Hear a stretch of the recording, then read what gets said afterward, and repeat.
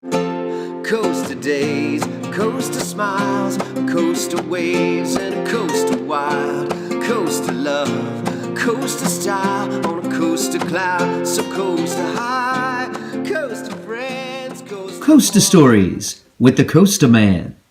I don't remember, I don't recall, I've got no memory of anything at all.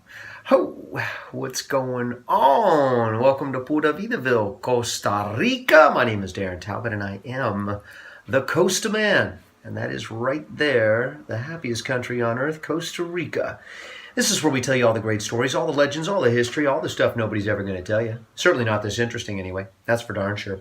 Today is about dates, very important dates. Well, April 14th, 1912. What happened that date? Do you know? Do you know? Do you know? Titanic sank. That's right. November 22nd, 1963. What happened? What happened? President Kennedy was assassinated. August 2nd, 1776. Do you know? Do you know? That's the date the Declaration of Independence was signed, making the United States. Anyway, today's date is 1948. What happened in 1948? Well, in Costa Rica's history, perhaps one of the most important dates of all time. 1948, a simple date that all alone says so much. It's a symbol, a statement. It's an advertisement. It equals happiness, literacy, and a healthy society. December 1st, 1948 is the day Costa Rica abolished its army after victory in its last civil war.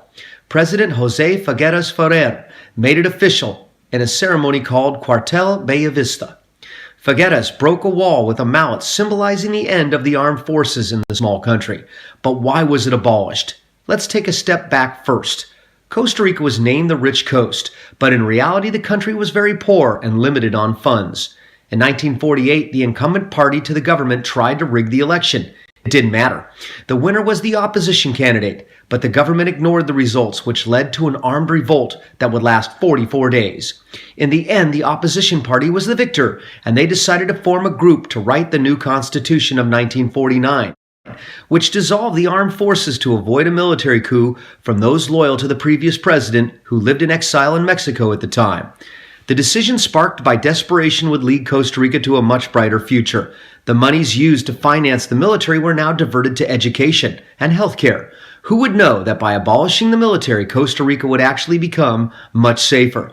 Today, the benefits of no army are bountiful. The country enjoys one of the highest literacy rates in the world, plus amazing life expectancy. The country put its resources towards protecting its lands and its ecology like no one else in the world, and 95% of its energy is renewable, and that number continues to climb.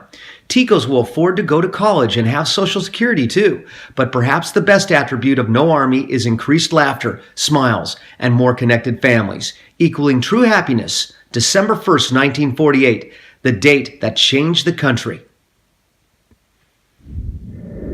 Man, did I have fun telling that story today, and I really enjoyed writing it, and I really think you enjoyed hearing it. And if you've watched more than one of these videos, you know that you're getting addicted now, and you probably should subscribe. So subscribe at Darin Talbot right now, and let's get that out of the way. And if you want to buy one or a dozen of these beautiful Pura Vidaville shirts, you can go to puravidaville.costarica.com to do that. My name is Darin Talbot saying, hasta luego, mi amigos. It's time for me to play the flute, okay?